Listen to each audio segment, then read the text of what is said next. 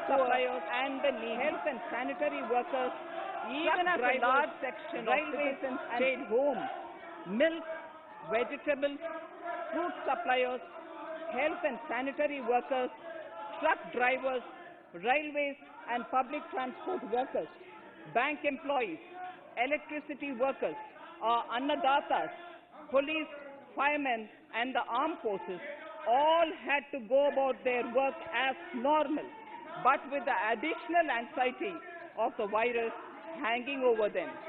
We recognize this, and I think I speak on behalf of everybody in this august house when I express my heartfelt gratitude to these men and women for how they were able to carry out their work and duty to provide for the nation's basics over those crucial months. Speaker, sir, for public good, honorable members of parliament and members of legislative assemblies too offered their salaries. In May 2020, the government announced the Atmanirbhar Bharat package. To sustain the recovery further into the year, we also rolled out 2 more Atmanirbhar packages, 2 and 3. Total financial impact of all the Atmanirbhar Bharat packages, including measures taken by the RBI, was estimated to be about 27.1 lakh crores, which amounts to more than 13% of our GDP. As a government, we kept a watch on the situation and were proactive in our responses. The government, led by the Prime Minister, stretched its resources to deliver for most vulnerable sections of our society, the poorest of the poor, the Dalits, the tribals, the elderly, the migrant workers and our children. The Pradhan Mantri Garib Kalyan Yojana, the 3 Atmanirbhar packages and announcements made later were like 5 mini budgets in themselves. The Atmanirbhar packages accelerated our pace of structural reforms, redefinition of MSMEs, commercialization of the mining sector, agriculture and labor reforms, privatization of public sector undertakings, one nation, one ration card, production-linked incentive schemes are some of the notable reforms carried out during this period. Faceless income tax assessment, DBT, and financial inclusion that 2 or are more the others. vaccines are also Today, expected soon. India has 2 vaccines available and has begun medically safeguarding not only her own citizens against COVID-19, but also those of 100 or more countries. Having said that, It is added comfort to know that 2 or more vaccines that our fight against COVID-19 continues into 2021. Now, just as it happened after the 2 world wars, there are signs that the political, economic, and strategic relations in the post-COVID world are changing. This moment in history is the dawn of a new era, one in which India is well poised to truly be the land of promise and hope. I borrow the words of Rabindranath Tagore. Faith is the bird that feels the light and sings when the dawn is still dark. Faith is the bird that feels the light and sings when the dawn is still dark. In this spirit, I can't help but recall the joy that we as cricket-loving nation felt after the Team India's recent spectacular success in Australia. It has reminded us of all the qualities that we as a people, particularly our youth, epitomize of having abundant promise and the unsuppressed thirst to perform and to succeed. Today, data shows that India now has one of the lowest death rate of 112 per million population and one of the lowest active cases of about 130 per million. This has laid the foundation to the revival we are seeing now in the economy. This budget will be the first of this new decade. This budget will also be a digital budget, and that has happened with all your support. So far, only 3 times has a budget followed a contraction in the economy. All such contractions earlier where, as a result of situations typical to India, this time the contraction in our economy is due to a global pandemic, just like in several other countries. Having said that, I want to confidently state that our government is fully prepared to support and facilitate the economy's reset. This budget provides every opportunity for our economy to raise and capture the pace that it needs for a sustainable growth. 2021 is the year of many important milestones for our history. I mention a few of these. It is the 75th year of independence, 60 years of Goa's accession to India, 50 years of the 1971 India-Pakistan War. It will be the year of the 8th census of independent India. It will also be India's turn at the BRICS presidency, the year for our Chandrayaan-3 mission, and the Haridwar Mahakumbh.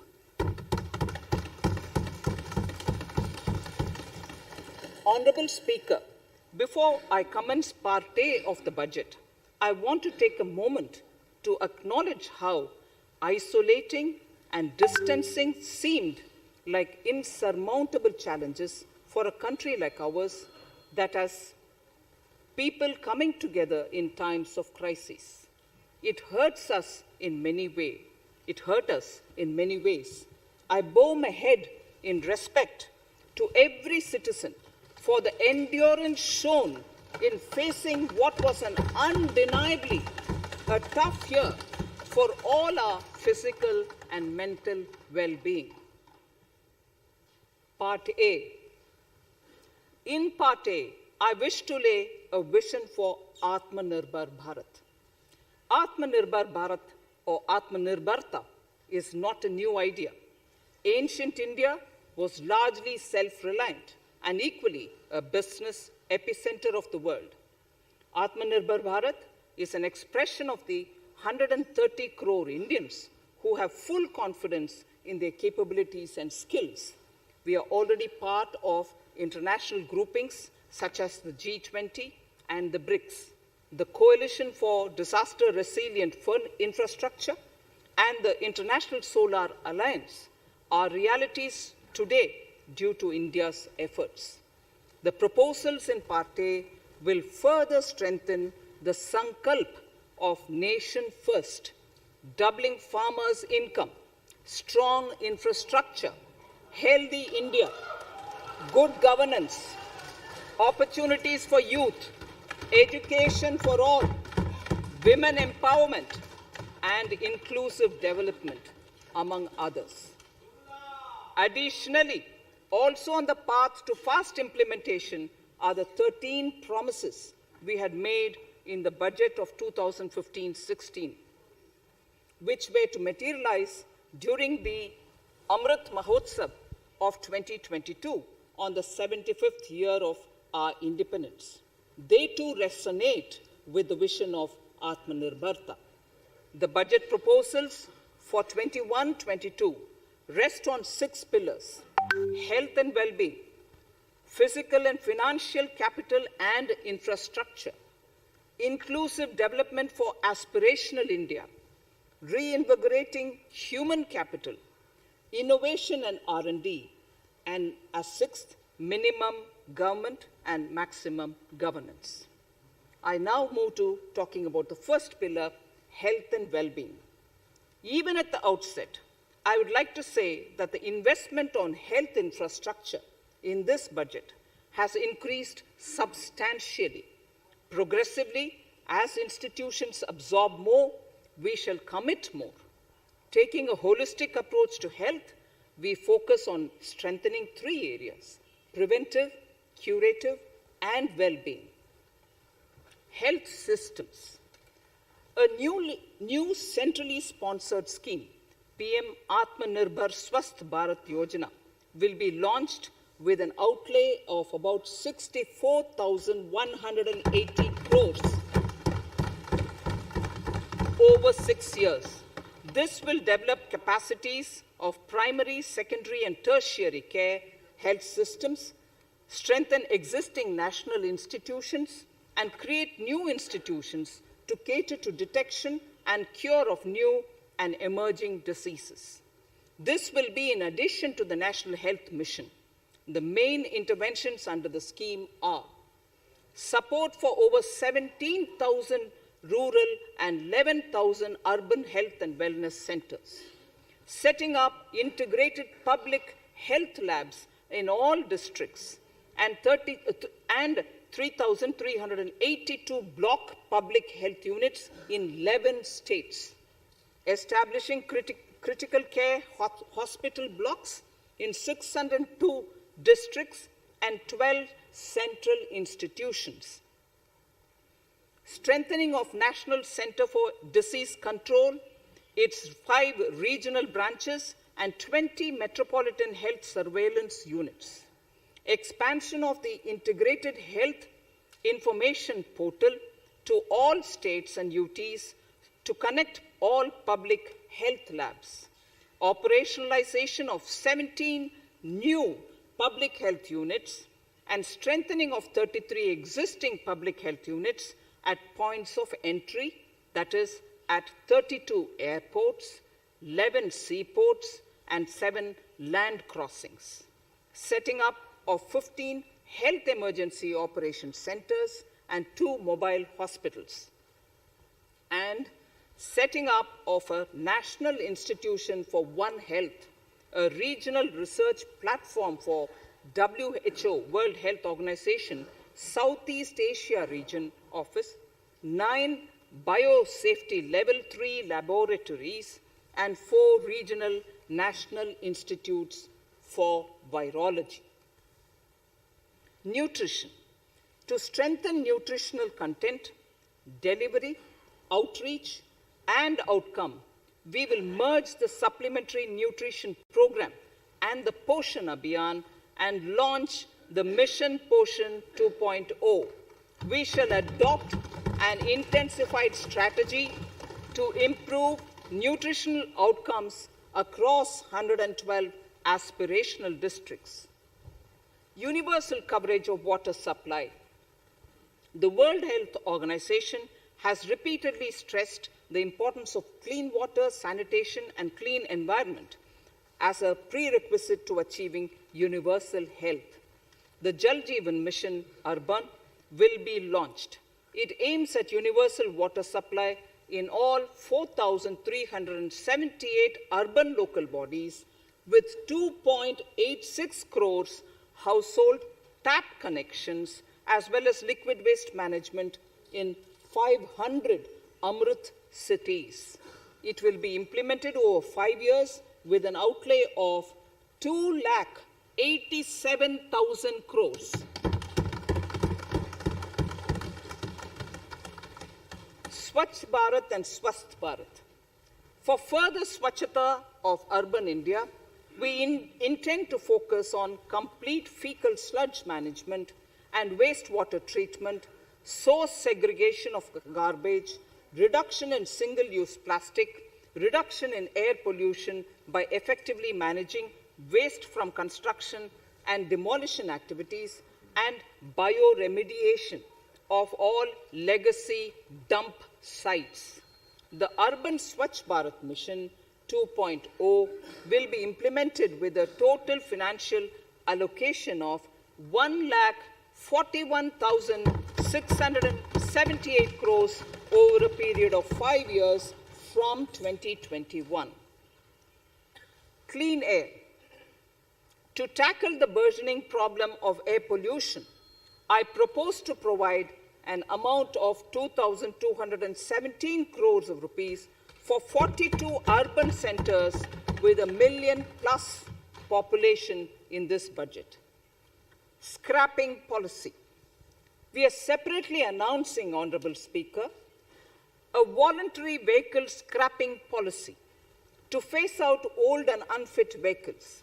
This will help in encouraging fuel-efficient, environment-friendly vehicles, thereby reducing vehicular pollution and oil import bills.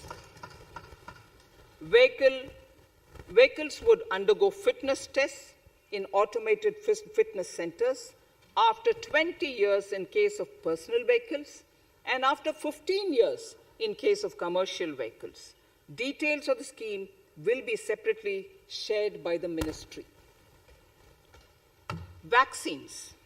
The pneumococcal vaccine, a made-in-India product, is presently limited to only 5 states.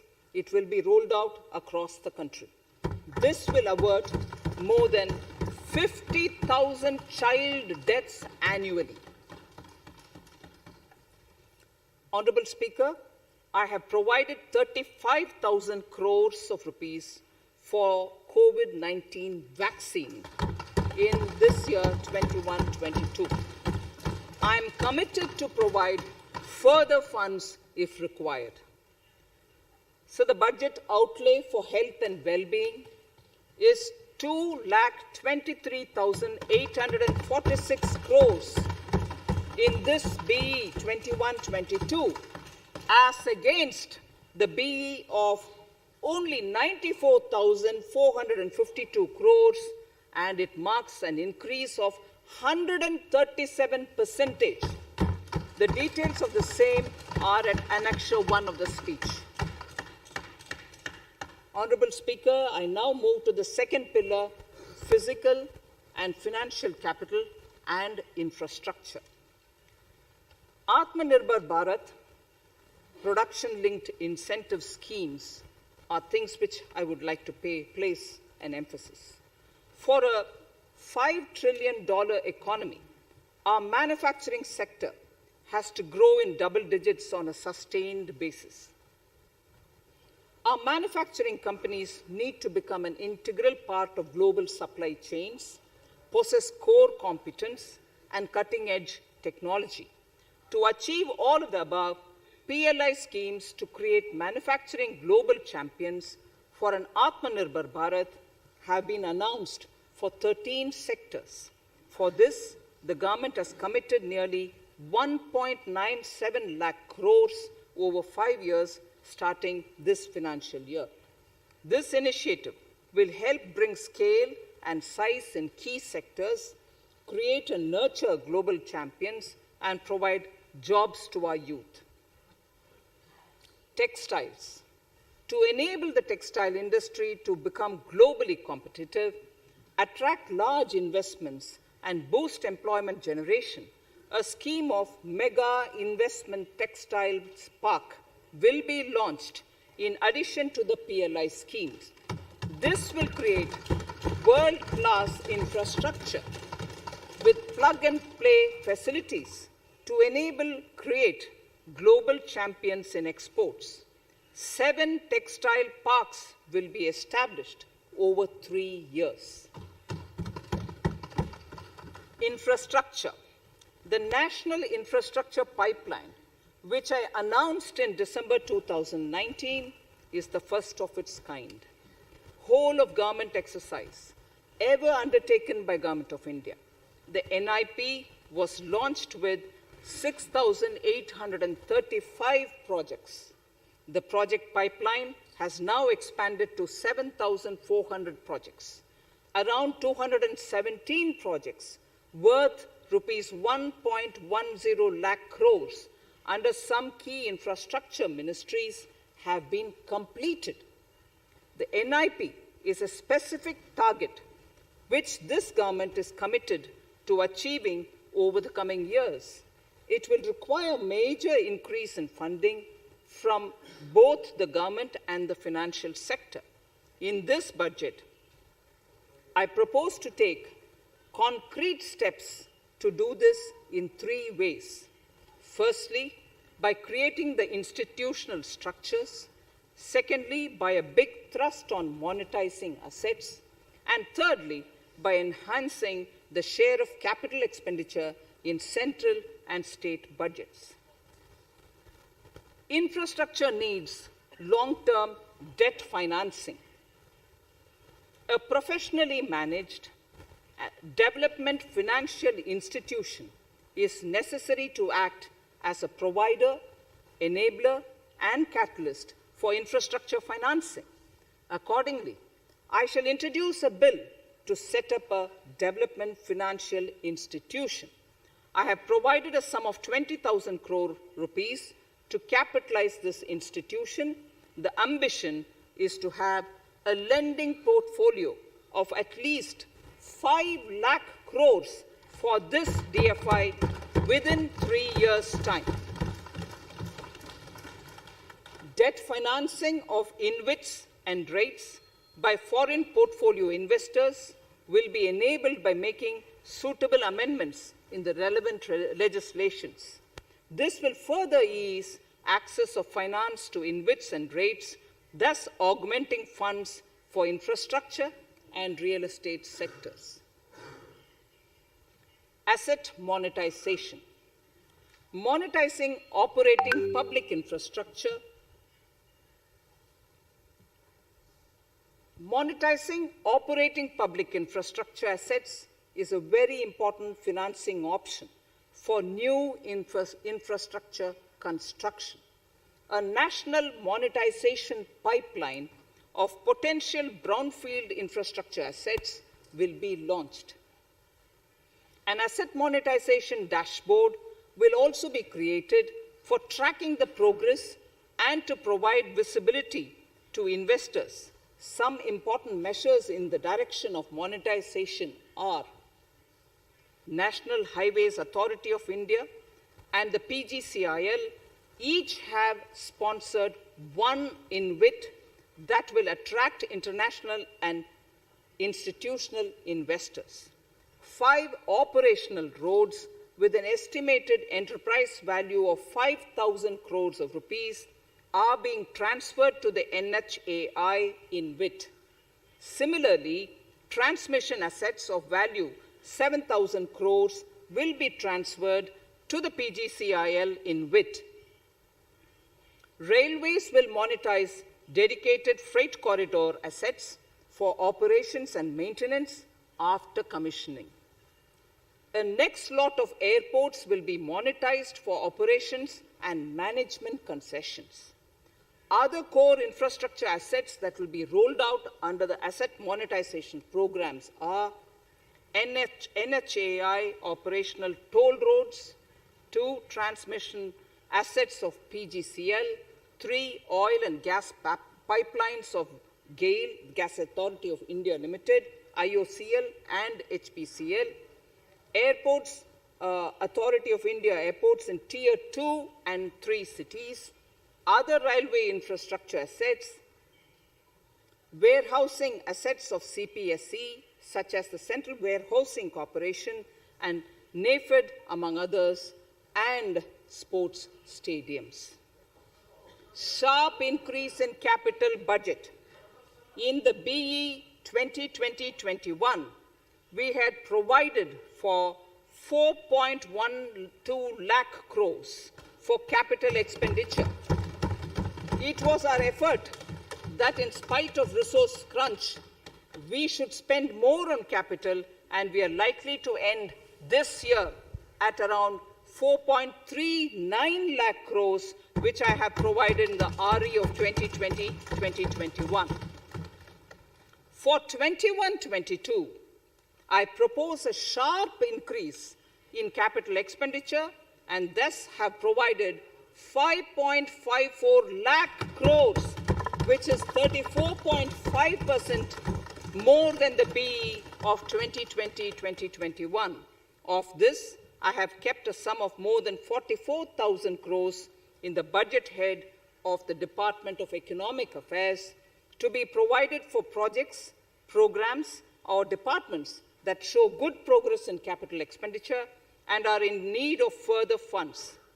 Over and above this expenditure, we would also be providing more than 2 lakh crores to states and autonomous bodies for their capital expenditure. We will also work out specific mechanisms to nudge states to spend more of their budget on creation of infrastructure.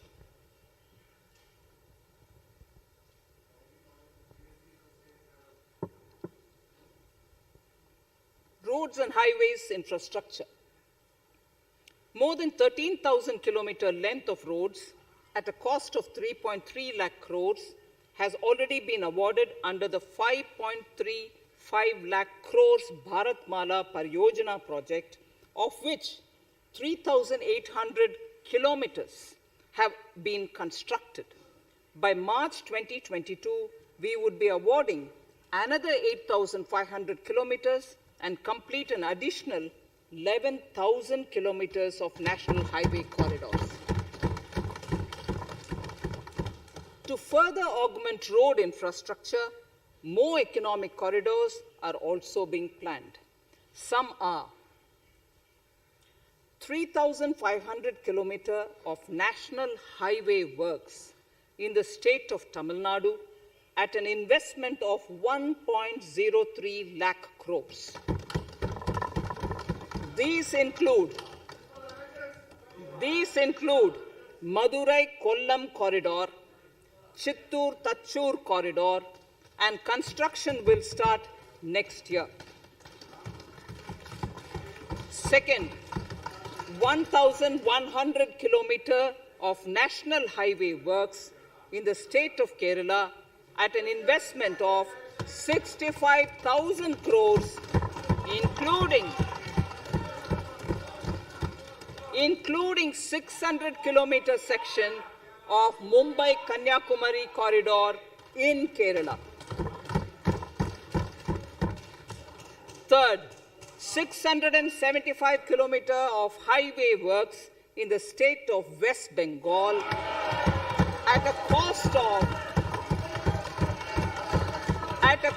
of 25,000 crores, including upgradation of existing road Kolkata-Siliguri.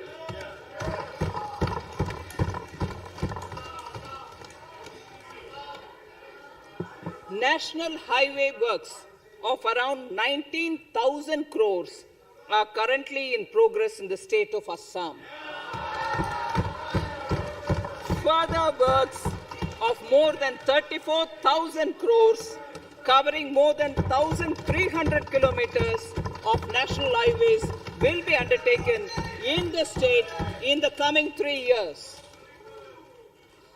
Some of the flagship corridors and other important projects that would see considerable activity in 2021-22 are in Annexure 2 to my speech.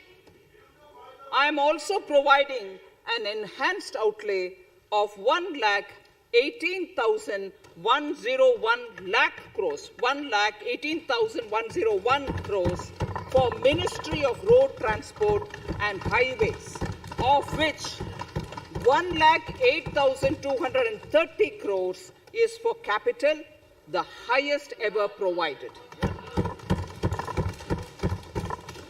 Railway infrastructure. Honorable Speaker, sir, Indian Railways have prepared a National Rail Plan for India 2030. The plan is to create a future-ready railway system by 2030. Bringing down the logistic costs for an industry is at the core of our strategy to enable Make in India. It is expected that Western Dedicated Freight Corridor and Eastern Dedicated Freight Corridor will be commissioned by June 2022. The following additional initiatives are also proposed. The Sonnagar-Gomo sections, 263 kilometers of Eastern Dedicated Freight Corridor will be taken up in PPP mode in this year itself. Gomo-Dankuni section of 274.3 kilometers will be also taken up shortly in short succession. We will undertake future dedicated freight corridor projects, namely East Coast Corridor from Kharagpur to Vijayawada, East-West Corridor from Bhusaval to Kharagpur to Dankuni, and North-South Corridor from Itarsi to Vijayawada. Detailed project reports will be undertaken in the first phase. Broad gauge route kilometers, RKM as they refer to, electrified is expected to reach 46,000 kilometers, 46,000 RKMs. That is 72% by end of 2021 from 41,548 RKMs on 1st October 2020. 100% electrification of broad gauge routes will be completed by December 2023. For passenger convenience and safety, the following measures are being proposed. We will introduce the aesthetically designed Vista Dome LHB coach on tourist routes to give better travel experience to passengers. The safety measures undertaken in the past few years have borne results. To further strengthen this effort, high-density network and highly utilized network routes of Indian Railways will be provided with an indigenously developed automatic train protection system that eliminates train collision due to human error. I am providing a record sum of 1,10,055 crores for railways, of which 1,07,100 crores is for capital expenditure only. Urban infrastructure. We will work towards raising the share of public transport in urban areas through expansion of metro rail networks and augmentation of city bus services. A new scheme will be launched at a cost of 18,000 crores to support augmentation of public bus transport services. The scheme will facilitate deployment of innovative PPP models to enable private sector players to finance, to acquire, to operate, and to maintain over 20,000 buses. The scheme will boost the automobile sector, provide fillip to economic growth, create employment opportunities for our youth, and enhance ease of mobility for urban residents. A total of 702 kilometers of conventional metro is operational, and another 1,016 kilometers of metro and RRTS is under construction in 27 cities. 2 new technologies, that is Metro Lite and Metro Neo, will be deployed to provide metro rail systems at much lesser cost with same experience, convenience, and safety in Tier 2 cities and peripheral areas of Tier 1 cities also. Central counterpart funding will be provided to Kochi Metro Railway Phase 2 of 11.5 kilometer at a cost of 1,957.05 crores. Chennai Metro Railway Phase 2 of 118.9 kilometers at a cost of 63,246 crores. Bengaluru Metro Railway Project Phase 2A and 2B of 58.19 kilometers at a cost of 14,788 crores. Nagpur Metro Rail Project Phase 2 and Nashik Metro at a cost of 5,976 crores and 2,092 crores respectively. Power infrastructure.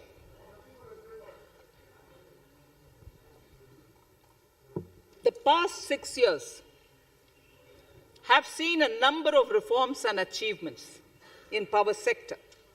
We have added 139 gigawatts of installed capacity, connected an additional 2.8 crore households, and added 1.41 lakh circuit kilometers of transmission lines. The distribution companies across the country are monopolies, either government or private.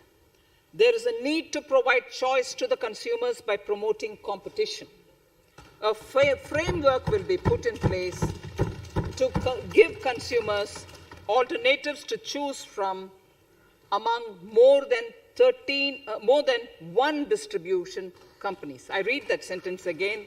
A framework will be put in place to give consumers alternatives to choose from among more than one distribution company.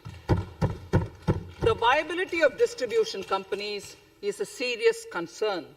A revamped, reforms-based, result-linked power distribution sector scheme will be launched with an outlay of 3,05,984 crores over 5 years. The scheme will provide assistance to DISCOMs for infrastructure creation, including prepaid smart metering, feeder separation, upgradation of systems, etc., tied to financial improvements. Prime Minister, while speaking at the third Reinvestment Conference in November 2020, had announced plans to launch a comprehensive national hydrogen energy mission. It is now proposed to launch a hydrogen energy mission in 2021-22 for generating hydrogen from green power sources. Ports, shipping, and waterways. Major ports will be moving from managing their operational services on their own to a model where a private partner will manage it for them. For the purpose, 7 projects worth more than 2,000 crores will be offered by the major ports on private-public partnership mode in FY 21-22. A scheme for promoting flagging of merchant ships in India will be launched by providing subsidy support to Indian shipping companies in global tenders floated by ministries and CPSCs. An amount of 1,624 crores will be provided over 5 years. This initiative will enable greater training and employment opportunities for Indian seafarers, besides enhancing Indian companies' share in global shipping. India has enacted Recycling of Ships Act in 2019 and acceded to the Hong Kong International Convention. Around 90 ship recycling yards at Alang in Gujarat have already achieved HKC-compliant certificates. Efforts will be made to bring more ships to India from Europe and Japan. Recycling capacities of around 4.5 million light displacement ton LDT will be doubled by 2024. This is expected to generate an additional 1.5 lakh jobs for our youth. Petroleum and natural gas. Our government has kept fuel supplies running across the country without interruption during the COVID-19 lockdown period. Taking note of the crucial nature of the sector in people's lives, the following key initiatives are being announced. 1. Ujjwala scheme, which has benefited 8 crore households, will be extended to cover 1 crore more beneficiaries. We will add 100 more districts in next 3 years to the city gas distribution network. A gas pipeline project will be taken up in the Union Territory of Jammu and Kashmir. An independent gas transport system operator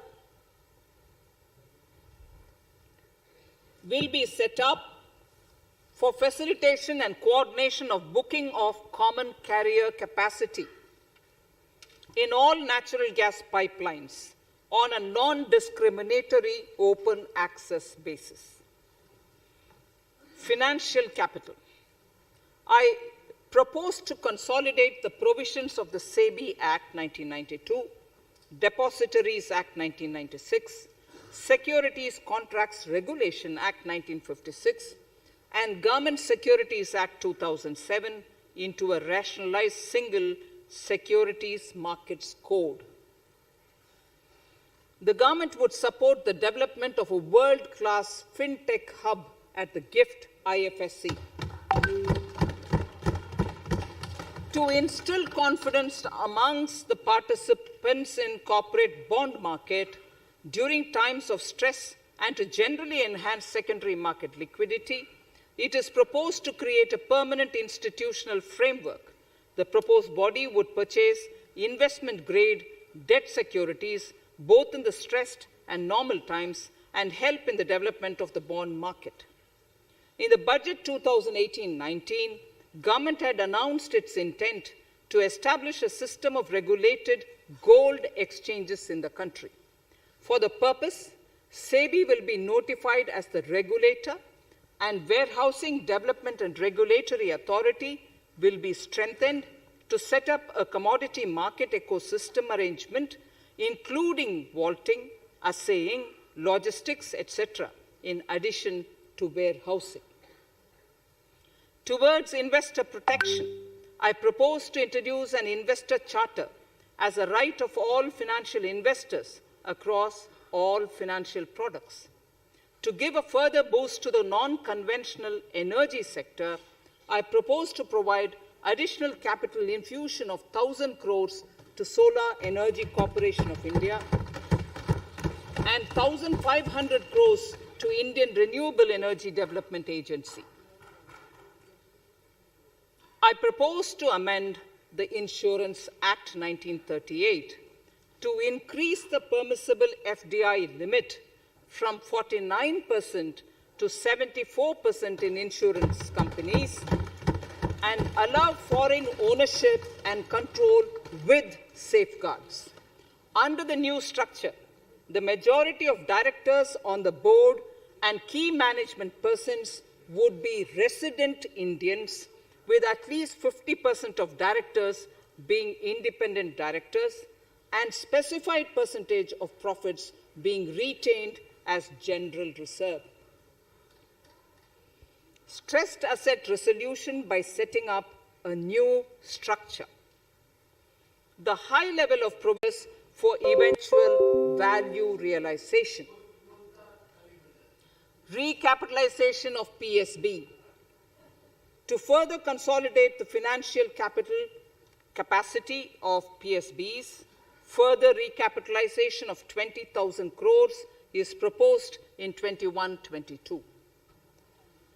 Deposit insurance. Last year, government had approved an increase in the deposit insurance cover from 1 lakh rupees to 5 lakhs for bank customers. I shall be moving amendments to DICGC Act 1961 in this session itself to streamline the provision so that if a bank is temporarily unable to fulfill its obligations, the depositors of such bank can get easy and time-bound access to their deposits to the extent of the deposit insurance cover. This would help depositors of banks that are currently under stress.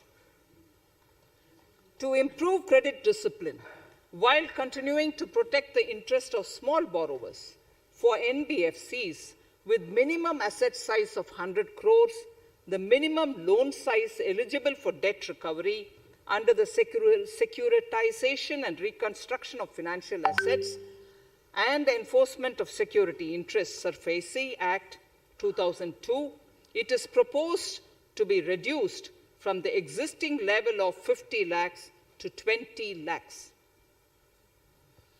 Company matters. The decriminalization of the procedural and technical compoundable offences under Companies Act 2013 is now complete.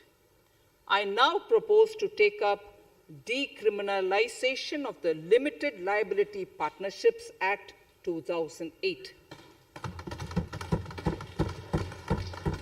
Honourable Speaker, I propose to revise the definition under the Companies Act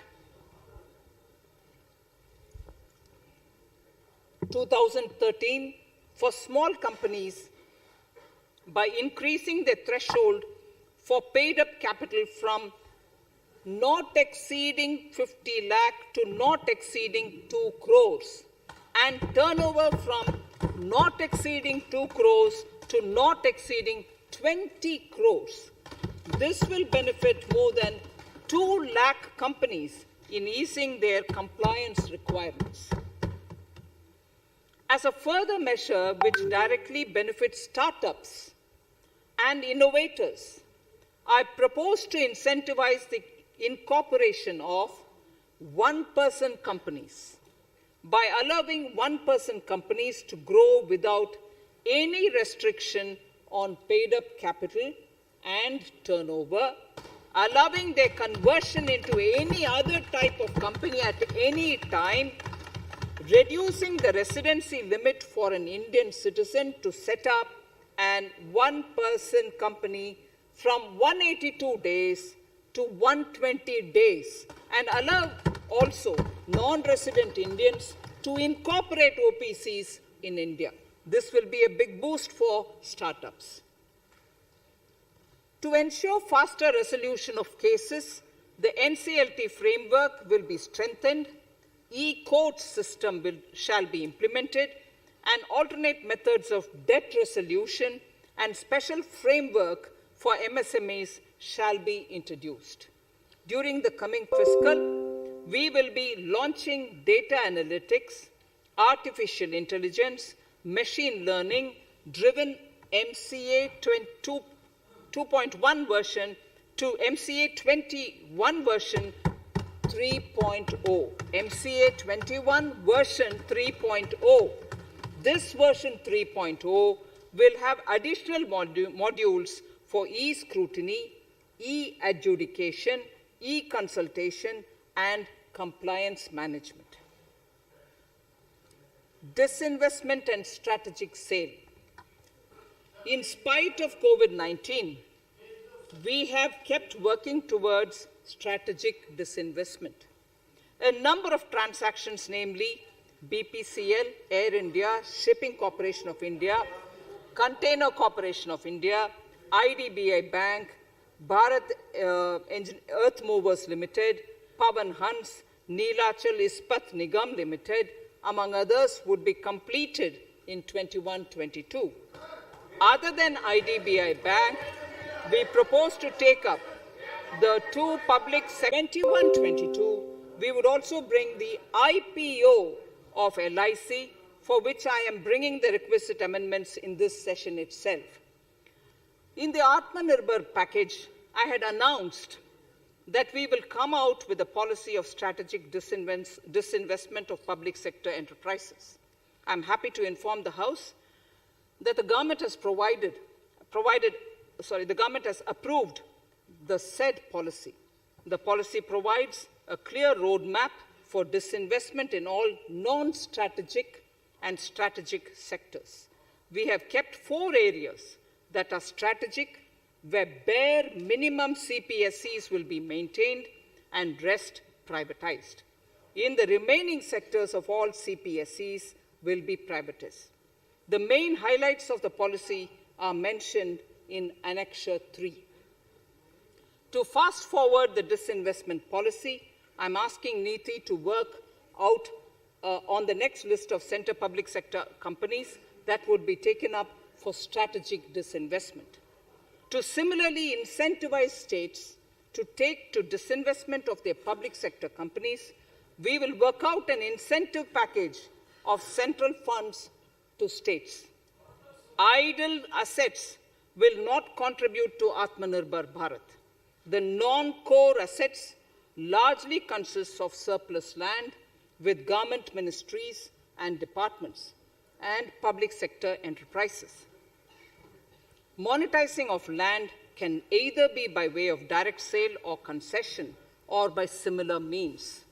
This requires special abilities, and for this purpose, I propose to use a special purpose vehicle in the form of a company that would carry out this activity. In order to ensure timely completion of closure of sick or loss-making CPSEs, we will introduce a revised mechanism that will ensure timely closure of such units. I have estimated 1,75,000 crores as receipts from disinvestment in BE 21-22.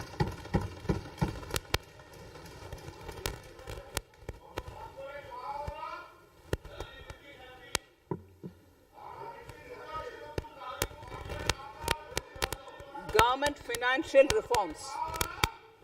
Under the Treasury single account, the TSA system, autonomous bodies directly draw funds from the government's account at the time of actual expenditure, saving interest costs.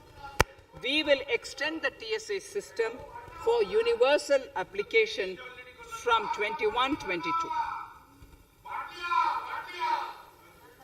On the recommendation of the 15th Finance Commission, we have undertaken a detailed exercise to rationalize and bring down the number of centrally sponsored schemes. This will enable consolidation of outlays for better impact. The government is committed to the development of multi-state cooperatives and will provide all support to them. To further streamline the ease of doing business for cooperatives, I propose to set up a separate administrative structure for them. So the third pillar of Atmanirbhar Bharat, inclusive development for aspirational India. Honorable Speaker, sir, under this pillar, I will cover agriculture and allied sectors, farmers' welfare and rural India, migrant workers and labor, and financial inclusion. Agriculture. Our government is committed to the welfare of farmers. The MSP regime has undergone a sea change to assure price that is at least 1.5 times the cost of production across all commodities.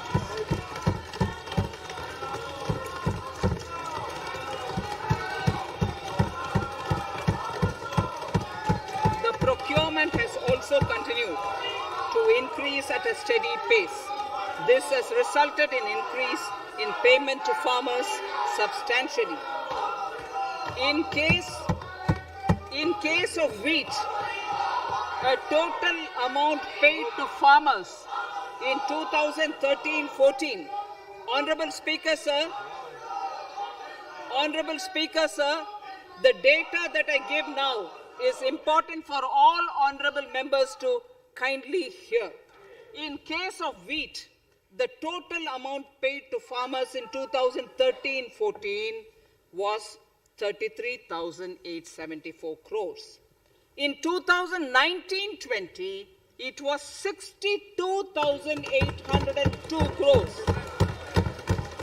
And even better, Honorable Speaker, in 2020-2021, this amount paid to farmers was 75,060 crores.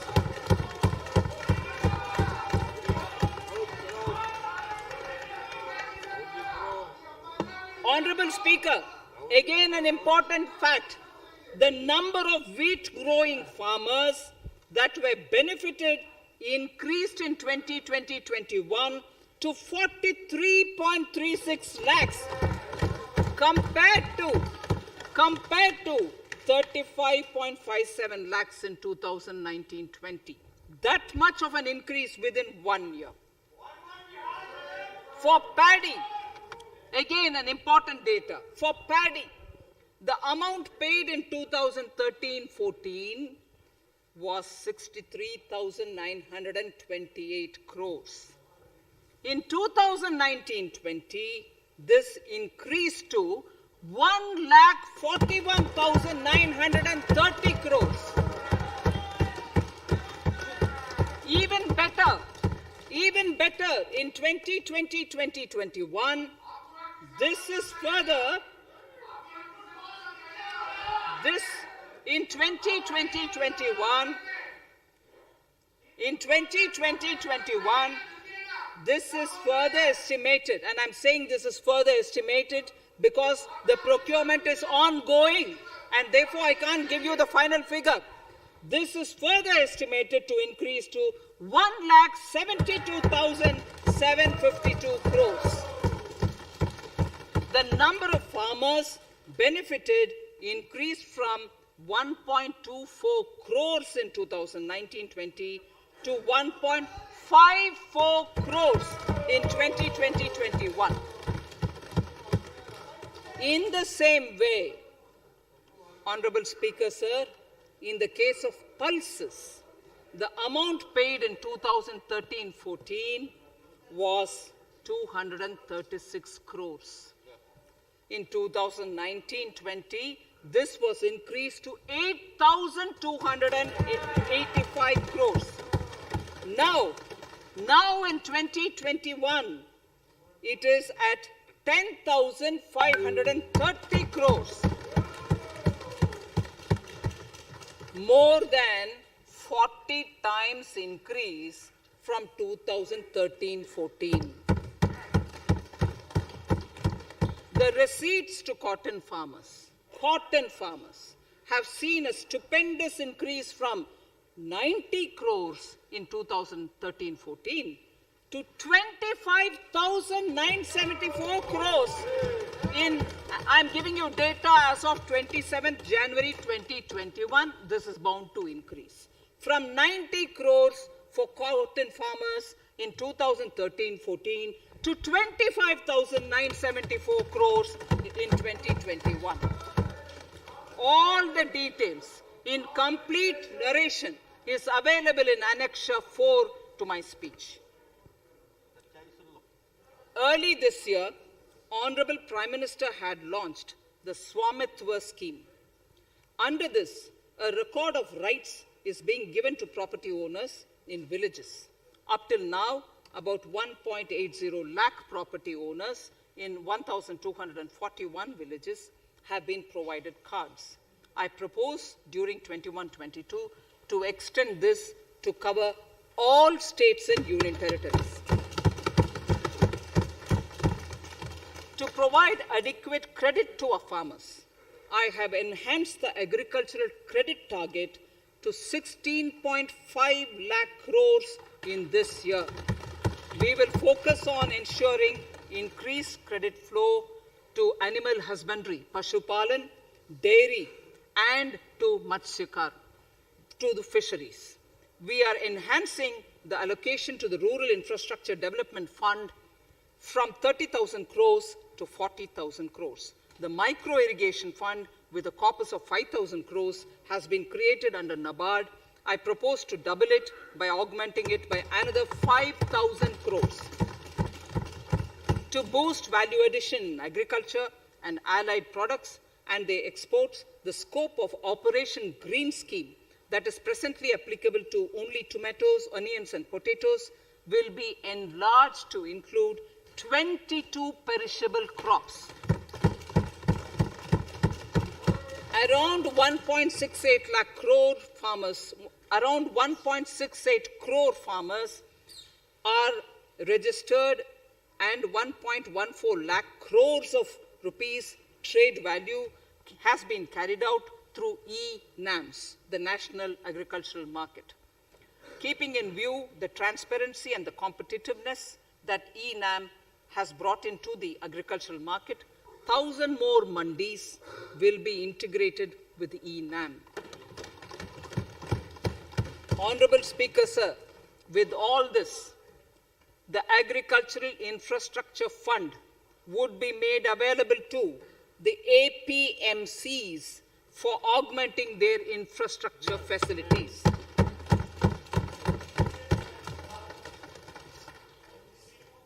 Fisheries. I'm proposing substantial investments in the development of modern fishing harbors and fish landing centers. To start with, 5 major fishing harbors, Kochi, Chennai, Visakhapatnam, Paradip, and Petua Ghat, will be developed as hubs for economic activity.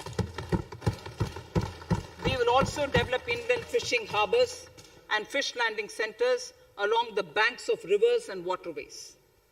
Seaweed farming is an emerging sector with potential to transform the lives of coastal communities. It will provide large-scale employment and additional incomes. To promote seaweed farming and cultivation, I propose a multi-purpose seaweed park to be established in Tamil Nadu. Migrant workers and laborers. We have launched the One Nation, One Ration Card scheme through which beneficiaries can claim their rations anywhere in the country. Migrant workers in particular benefit from the scheme. Those staying away from their families can partially claim their ration where they are stationed, while their family in their native places can claim the rest. I'm happy to inform you that One Nation, One Ration Card plan is under implementation by 32 states and union territories, reaching about 69 crore beneficiaries. That's a total of 86% beneficiaries covered. The remaining 4 states and UTs will be integrated in the next few months. To further extend our efforts towards the unorganized labor force, migrant workers in particular, I propose to launch a portal that will collect relevant information on gig workers, building and construction workers, among others. This will help formulate health, housing, skill, insurance credit, and food schemes for all migrant workers. We will conclude a process that began 20 years ago with the implementation of the 4 labor codes. For the first time globally, social security benefits will be extended to gig and platform workers.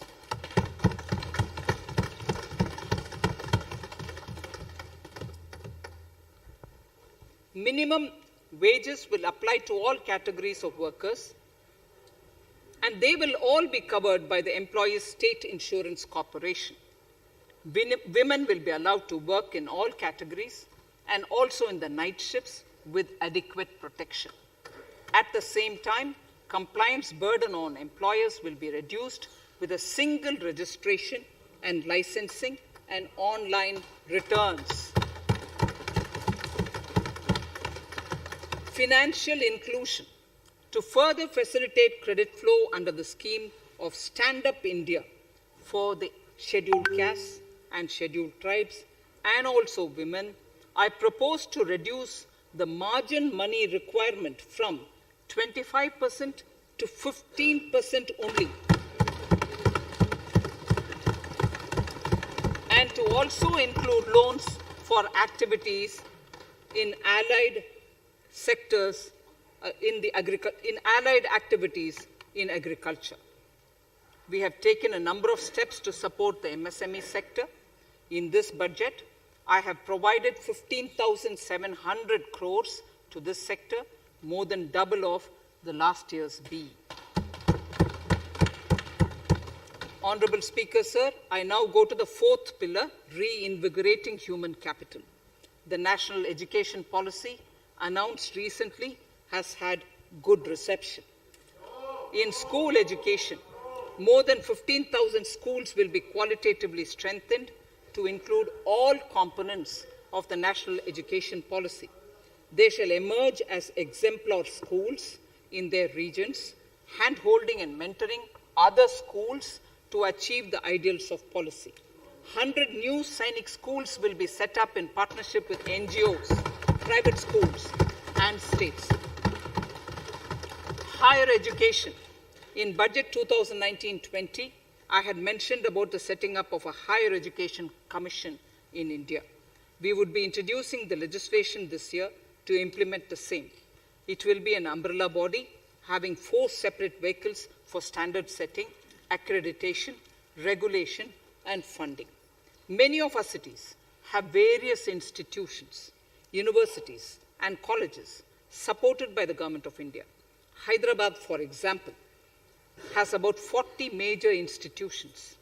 In 9 such cities, we will create a formal umbrella structure so that these institutions can have better synergy while also retaining their internal autonomy. A GLUE grant will be set aside for this purpose. For accessible higher education in Ladakh, I propose to set up a central university in Leh.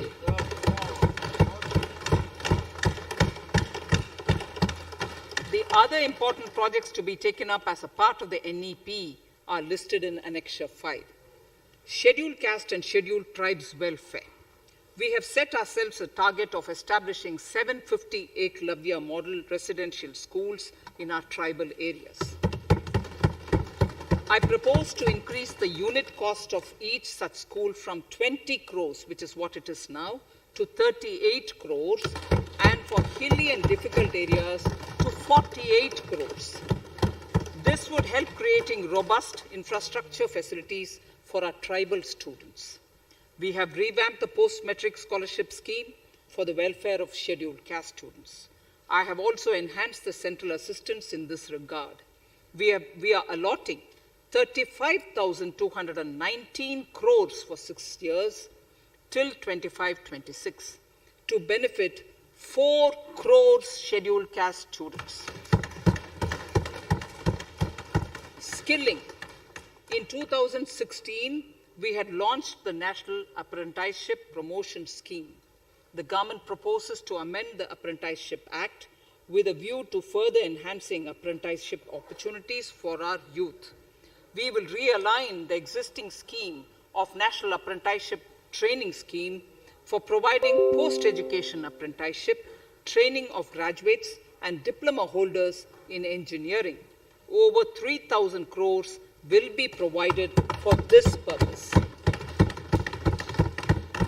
An initiative is underway, Honorable Speaker, in partnership with the United Arab Emirates to benchmark skill qualifications, assessment and certification, accompanied by the deployment of certified workforce. We also have a collaborative intertraining program between India and Japan to facilitate transfer of Japanese industrial and vocational skills, techniques, and knowledge. We will take forward this initiative with many more countries also.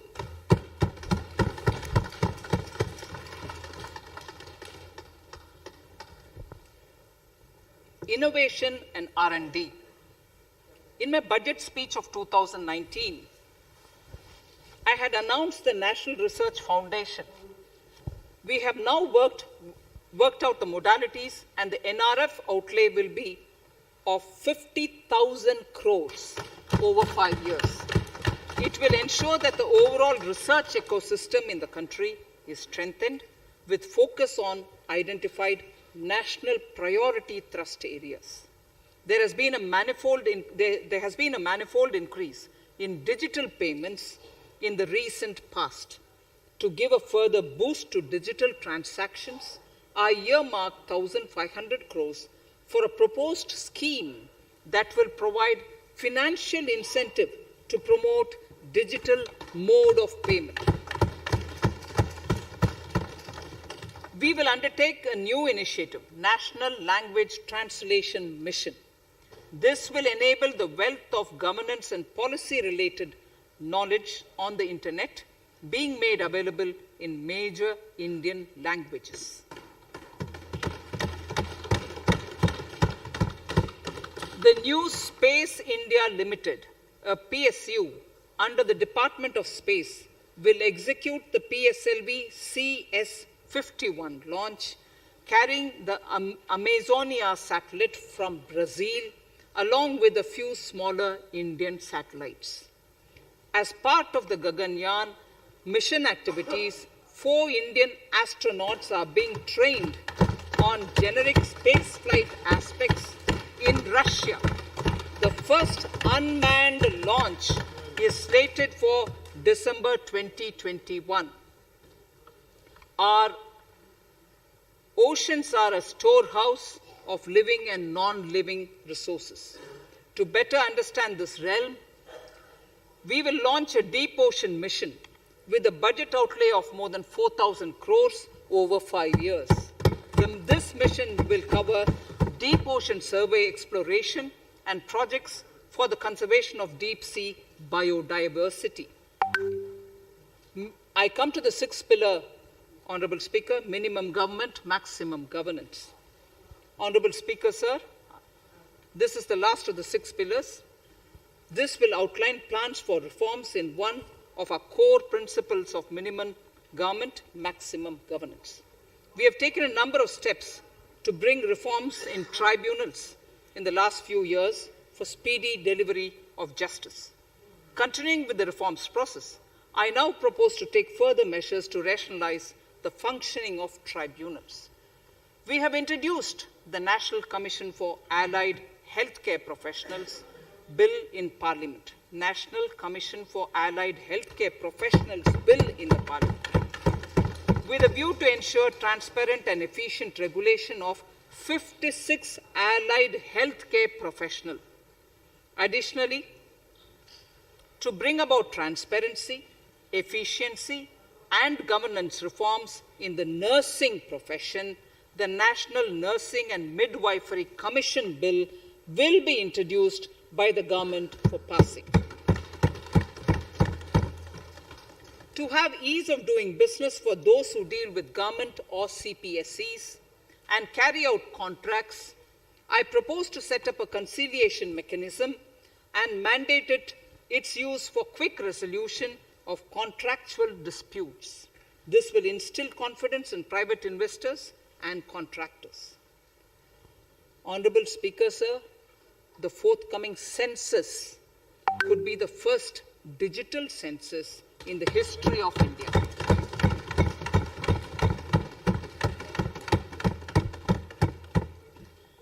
For this monumental milestone marking task, I have allocated 3,768 crores in this year, 21-22.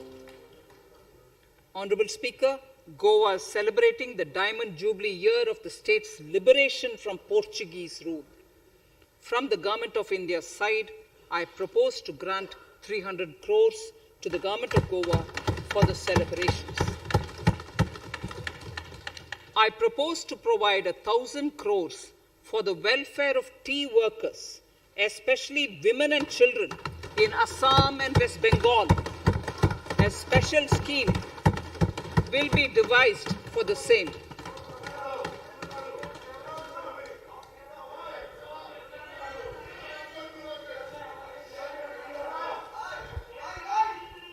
Fiscal position. Fiscal position. In these last few paragraphs of Part A of my speech, I draw the attention of this august House to the fact that at the beginning of the current financial year, the pandemic's impact on the economy resulted in a weak revenue inflow. This was combined with high expenditure to provide essential relief to vulnerable sections of the society, especially the poor, the women, scheduled castes, and scheduled tribes.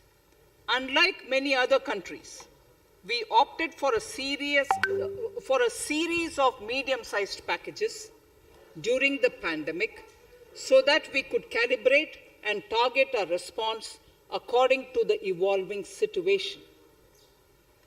Once the health situation stabilized and the lockdown was being slowly lifted, we switched to ramping up government spending so as to revive domestic demand.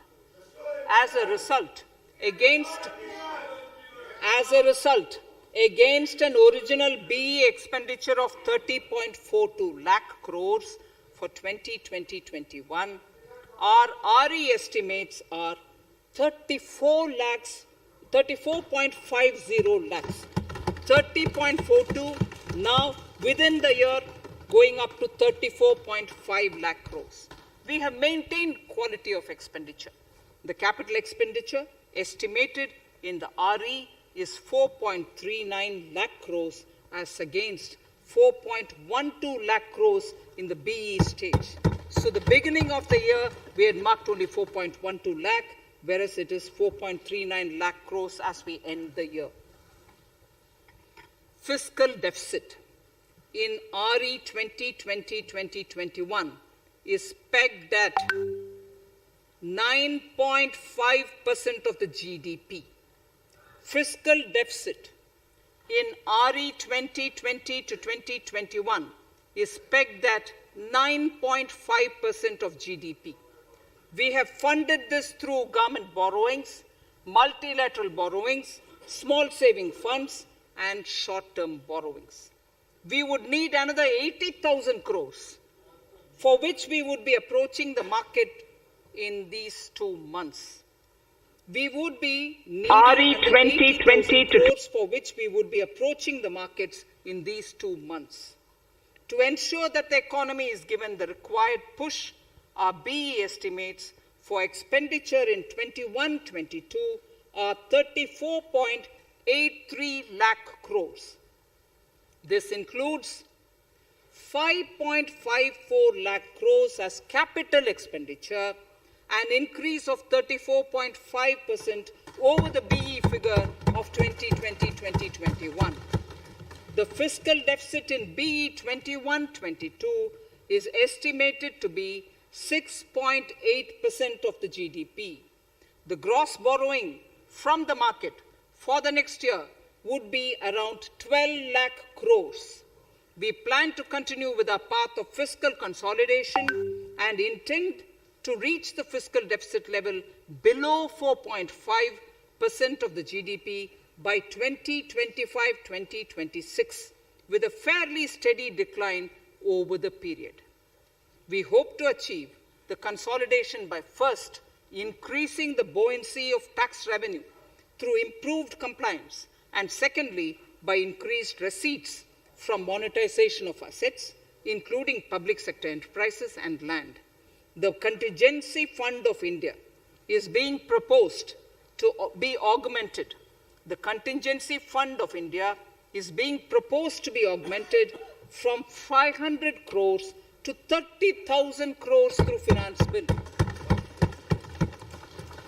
In accordance with the views of the 15th Finance Commission, we are allowing a normal ceiling of net borrowing for the states at 4% of GSDP for the year 21-22. A portion of this ceiling will be earmarked to be spent on incremental capital expenditure. Additional borrowing ceiling of 0.5% of the GSDP will also be provided, subject to conditions. States will be expected to reach a fiscal deficit of 3% of GSDP by 2023-24, as recommended by the 15th Finance Commission. In the July 2019-20 budget, I introduced the Statement 27 on extra budgetary resources. It disclosed the borrowings of the government agencies that went towards funding Government of India schemes and whose repayment burden was on the government. In my 2020-21 budget, I enhanced the scope and coverage of that statement by including the loans provided by government to the FCI, the Food Corporation of India. Taking a step further in this direction, I propose to discontinue the NSSF loan to FCI for food subsidy, and accordingly, budget provisions have been made in RE 2020-21 and in the BE 2021-22. The extra budgetary resource details are at Annexure 6. We know that the FRBM Act mandates fiscal deficit of 3% of GDP to be achieved by 31st March 2020-2021. The effect of this year's unforeseen and unprecedented circumstances has necessitated the submission of a deviation statement under Sections 4 of Subclause 5 and Section 7, Subclause 3, 3B of the FRBM Act, which I'm laying on the table of the House as part of the FRBM documents. Towards achieving central government fiscal deficit along the broad path that I have already indicated, I will be introducing an amendment to the FRBM Act. Honorable Speaker, on the 9th of December 2020, the 15th Finance Commission submitted its final report covering the period 2021 to 2026 to the Rashtrapati Ji. The government has laid the Commission's report along with the explanatory memorandum in the Parliament, retaining the vertical shares of the states at 41%. We recognize our commitment to fiscal federalism and propose, therefore, to adhere to this recommendation. Jammu and Kashmir in the 14th Finance Commission was entitled to get devolution being a state. Now the funds of the UTs of Jammu Kashmir and Ladakh would be provided by the centre. I have also provided on the Commission's recommendation 1,18,452 crores as revenue deficit grant to 17 states in 21-22 as against 74,340 crores to 14 states in 2020-21. Honorable Speaker, I would now move to Part B of my speech.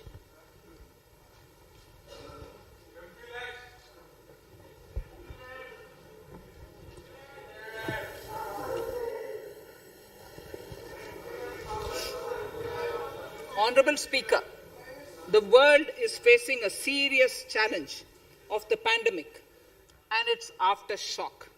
In these trying times, when many economies are struggling to revive, our people and our industry have exhibited remarkable resilience. As I mentioned already, post-pandemic, a new world order seems to be emerging, one in which Asia is poised to occupy a prominent position, and India will have a leading role therein. In this scenario, our tax system has to be transparent, efficient, and should promote investments and employment in our country. At the same time, it should put minimum burden on our taxpayers. I borrow the words of Thiruvalluvar, the saint. ஏற்றலும் ஈட்டலும் காத்தலும் காத்த வகுத்தலும் நல்ல வல்லதரசு. A king or a ruler is the one who creates and acquires wealth, protects and distributes it for common good. Tirukkural. Direct tax proposals. Keeping this in mind, the words of Tirukkural, our government introduced a series of reforms in the direct tax system for the benefit of our taxpayers and economy. Few months prior to the pandemic, in order to attract investments, we slashed our corporate tax rate to make it among the lowest in the world.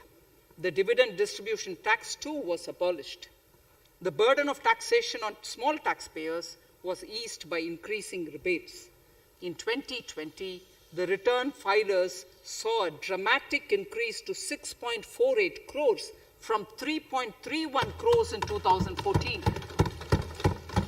In the direct tax administration, we had recently introduced the faceless assessment and faceless appeal. I now seek to take further steps to simplify the tax administration, ease compliance, and reduce litigation. Relief to senior citizens. I begin my direct tax proposals by offering my pranam to our senior citizens. Many of them, despite having foregone several basic necessities of their own, have strived to build our nation. Now in the 75th year of independence of our country, when we continue our endeavor with renewed vigor, we shall reduce compliance burden on our senior citizens who are 75 years of age and above. For senior citizens who only have pension and interest income, I propose exemption from filing their income tax returns.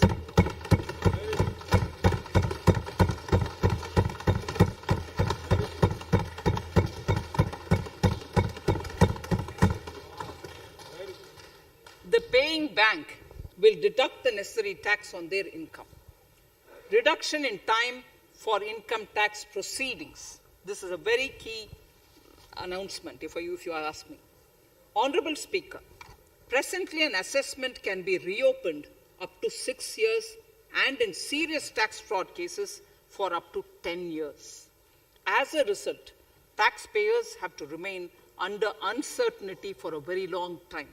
I therefore propose to reduce this time limit for reopening of assessments to 3 years from the present 6 years.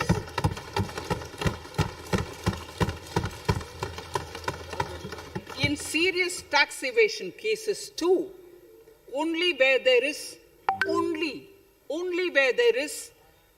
evidence of concealment of income of 50 lakh or more in a year. In serious tax evasion cases too, only where there is evidence of concealment of income of 50 lakh or more in a year can the assessment be reopened up to 10 years. Even this reopening can be done only after the approval of the Principal Chief Commissioner, the highest level of Income Tax Department. Setting up the Dispute Resolution Committee. Honorable Speaker, it has been the resolve of this government to reduce litigation which mars the present taxation system. The government came out with the Direct Taxation Vivad Se Vishwas scheme to give taxpayers an opportunity to settle long-pending disputes and be relieved to further strain on their time and resources. The response from taxpayers has been the best ever, as over 110,000 taxpayers have already opted to settle tax disputes of over 85,000 crores under the scheme. To further reduce litigation for small taxpayers, I propose to constitute a dispute resolution committee for them, which will be faceless to ensure efficiency, transparency, and accountability. Anyone with a taxable income up to 50 lakh and disputed income up to 10 lakh shall be eligible to approach the committee. Faceless IT-AT. For ease of compliance and to reduce discretion, we are committed to make the taxation processes faceless. The government has already introduced faceless assessment and appeal this year. The next level of income tax appeal is the Income Tax Appellate Tribunal. I now propose to make this tribunal faceless. We shall establish a national faceless Income Tax Appellate Tribunal Center. All communication between the tribunal and the appellant shall be electronic. Where personal hearing is needed, it shall be done through video conferencing. Relaxations to NRI. When non-resident Indians return to India, they have issues with respect to their accrued incomes in their foreign retirement accounts. This is usually due to mismatch in taxation period. They also face difficulties in getting credit for Indian taxes in foreign jurisdictions. I propose to notify rules for removing their hardship of double taxation. Exemption from audit. Currently, if your turnover exceeds 1 crore, you have to get your accounts audited. In February 2020 budget, I had increased the limit for tax audit to 5 crores for those who carry out 95% of their transactions digitally. To further incentivize digital transactions and to reduce compliance burden, I propose to increase this limit for tax audit for such persons from 5 crores to 10 crores. Relief for dividend. In the previous budget, I had abolished the dividend distribution tax in order to incentivize investment. Dividend was made taxable in the hands of shareholders. Now, in order to provide ease of compliance, I propose to make dividend payment to REIT and InvIT exempt from TDS. Further, as the amount of dividend income cannot be estimated correctly by the shareholders for paying advance tax, I propose to provide the advance that I propose to provide that advance tax liability on dividend income shall arise only after the declaration or payment of dividend. Also, for the foreign portfolio investors, I propose to enable deduction of tax on dividend income at lower treaty rate. Attracting foreign investment into infrastructure sector. In the last budget, for attracting foreign investment in the infrastructure sector, we had granted 100% tax exemption, subject to certain conditions, to foreign sovereign wealth funds and pension funds on their income from investment in Indian infrastructure.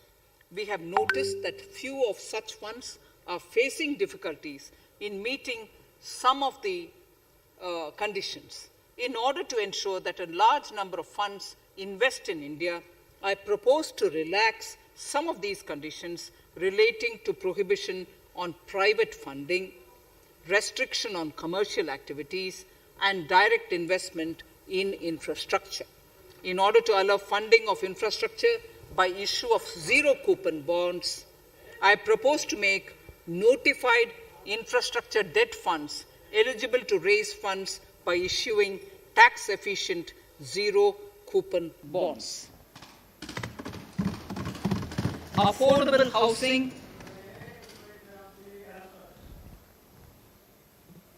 Affordable housing and rental housing. This government sees housing for all and affordable housing as priority areas. In July 2019 budget, I provided an additional deduction of interest amounting to 1.5 lakh for loan taken to purchase an affordable house.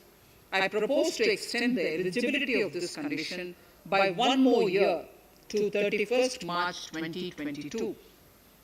The additional deduction of 1.5 lakh shall therefore be available for loans taken up to 31st March 2022 for the purchase of affordable houses. Further, to keep up the supply of affordable houses, I propose that the affordable housing projects can avail a tax holiday for 1 more year till 31st March 2022. These are available now for projects also.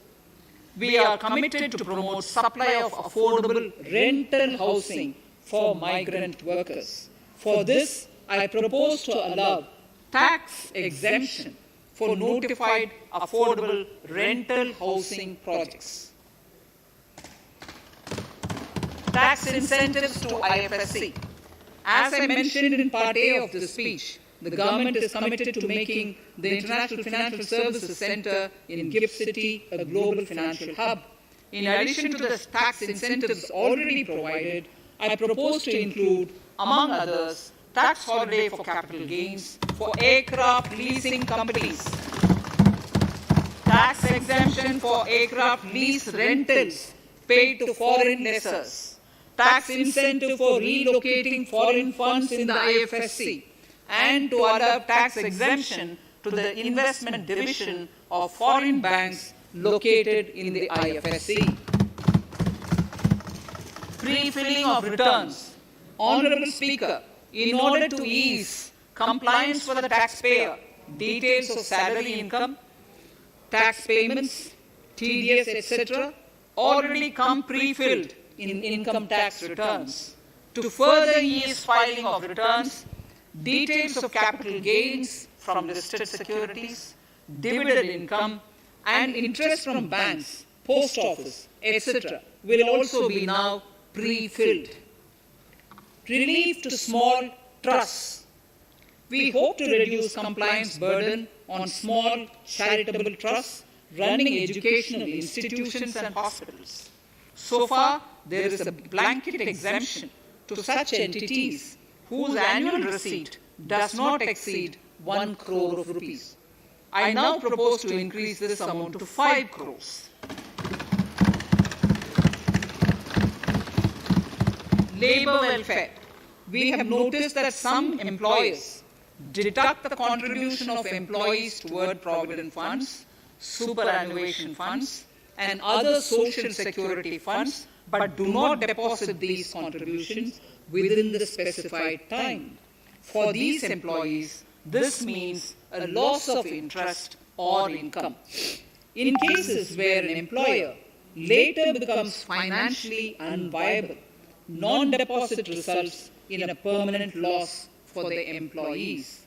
In order to ensure that employees' contributions are deposited on time, I reiterate that the late deposit of employees' contribution by the employer will not be allowed as deduction to the employer.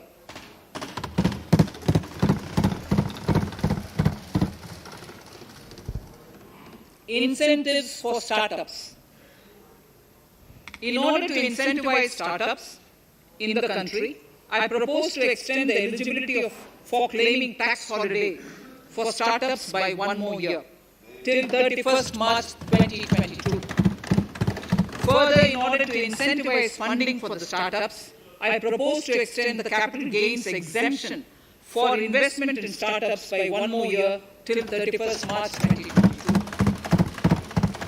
So I now come to indirect tax proposals.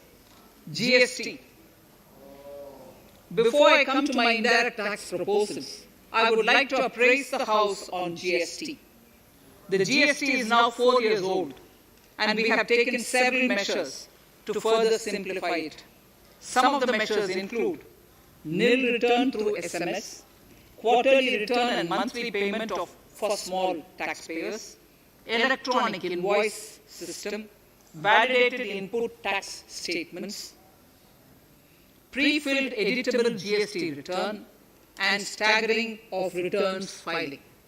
The capacity of GSTN system has also been enhanced.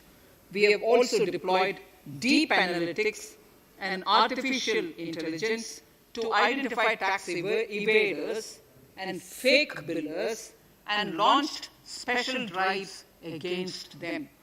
The results speak for themselves. We have made record collections in the last few months. The GST Council has painstakingly thrashed out thorny issues. As chairperson to the Council, I want to assure this House that we shall take every possible measure to smoothen the GST further and to remove anomalies such as inverted duty structure. Custom duty rationalization. Our custom duty policy should have the twin objective of promoting domestic manufacturing and helping India get on to global value chain and export better. The thrust now has to be on easy access to raw materials and exports of value-added products. Towards this, last year, we started overhauling the customs duty structure, eliminating 80 outdated exemptions. I also thank everyone who responded overwhelmingly to a crowdsourcing call for suggestions on this revamp. I now propose to review more than 400 old exemptions this year. I repeat, I now propose to review more than 400 old exemptions this year.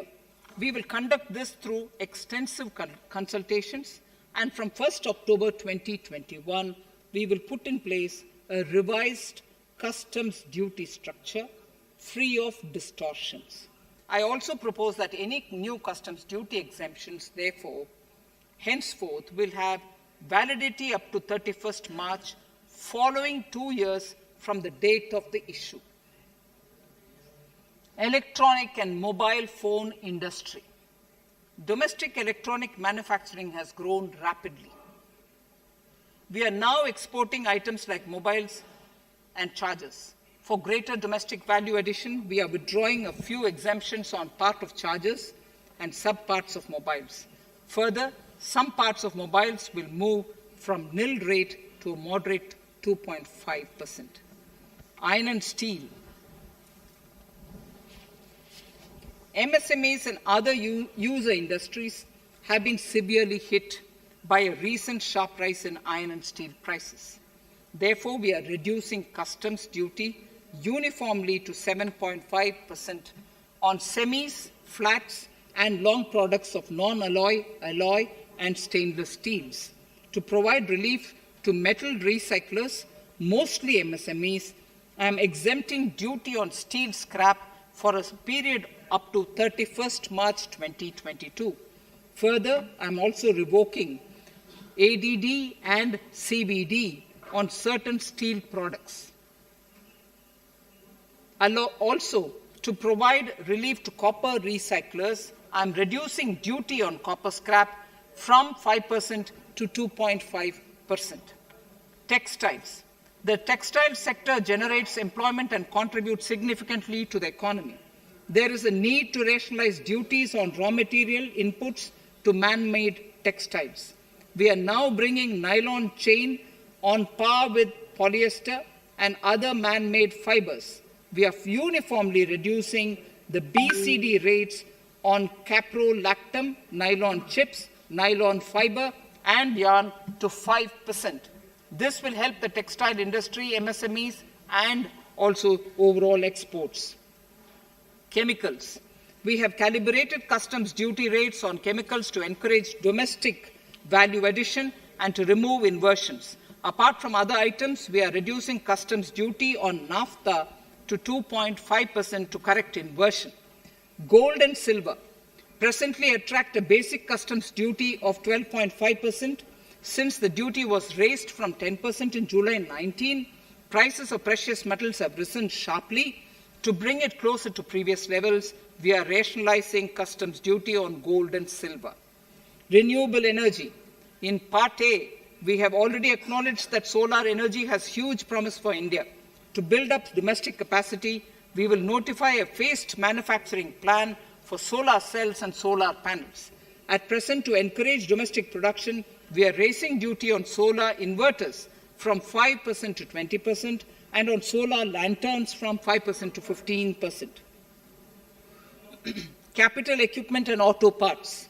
There is immense potential in manufacturing heavy capital equipment domestically. We will comprehensively review the rate structure in due course. However, we are revising duty rates on certain items immediately. We propose to withdraw exemptions on tunnel boring machine. It will attract a customs duty of 7.5% and its parts a duty of 2.5%. We are raising customs duty on certain auto parts to 15% to bring them on par with general rate on auto parts. MSME products. We are proposing certain changes to benefit MSMEs. We are increasing duty from 10 to 15% on steel screws and plastic builder wares. On prawn feed, we increase it from 5 to 15%. We are rationalizing exemption on import of duty-free items as an incentive to exporters of garments, leather, and handicraft items. Almost all of these items are made domestically by our MSMEs. We are withdrawing exemption on imports of certain kinds of leathers as they are domestically produced in good quantity and quality, mostly by MSMEs. We are also raising customs duty on finished synthetic gemstones to encourage domestic processing. Agriculture products to benefit farmers. We are raising customs duty on cotton from nil to 10%, on raw silk and silk yarn from 10 to 15%. We are also withdrawing end-use-based concession on denatured ethyl alcohol. Currently, rates are being uniformly calibrated to 15% on items like maize, bran, rice bran, oil cake, and animal feed additives.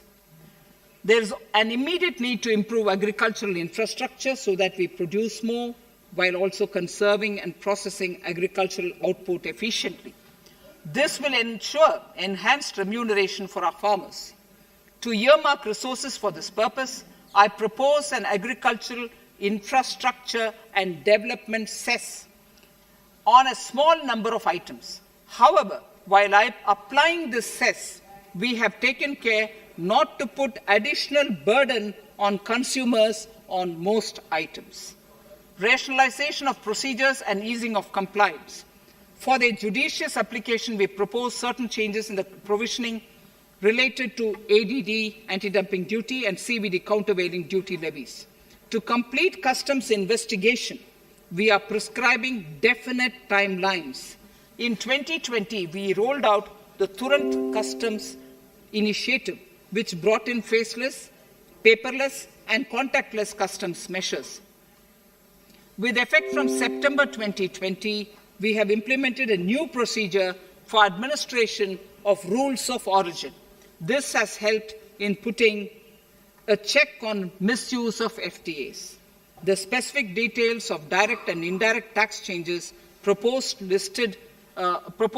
are listed in the annexure to my speech. Honourable Speaker, sir, with these words, I commend the budget to this august House. Thank you.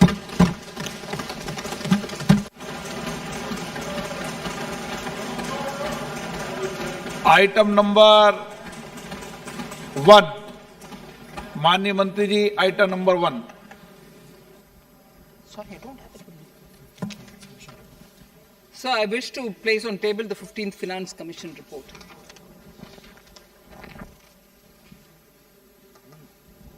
Item number 3, माननीय मंत्री जी। So, I wish to lay on the table the following statements under Section 3(1) of the Fiscal Responsibility and Budget Management Act 2003, the medium-term fiscal policy, fiscal policy strategy statement, and macroeconomic framework statement.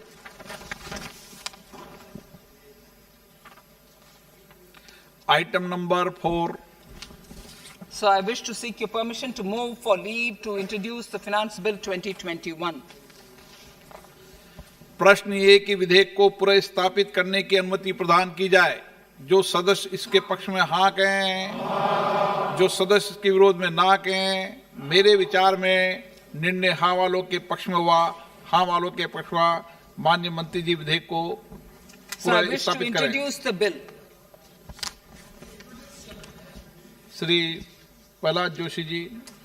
With your permission, I rise to present the 18th report of Business Advisory Committee. माननीय सदस्यगण, माननीय वित्त मंत्री जी के budget भाषण की प्रतियां प्रकाशक फलक पर उपलब्ध है। सदस्य अपनी प्रति प्रकाशन फलक से प्राप्त कर सकते हैं। माननीय सदस्यगण, जैसा कि आपको समाचार 2 के माध्यम से पहले सूचित किया जा चुका है कि बजट की प्रतियां आपको मेंबर्स पोर्टल के माध्यम से उपलब्ध कराई जा रही है। सभा की कार्रवाई मंगलवार दिनांक 2 फरवरी 2021 को दोपहर 4 बजे तक के लिए स्थगित की जाती है।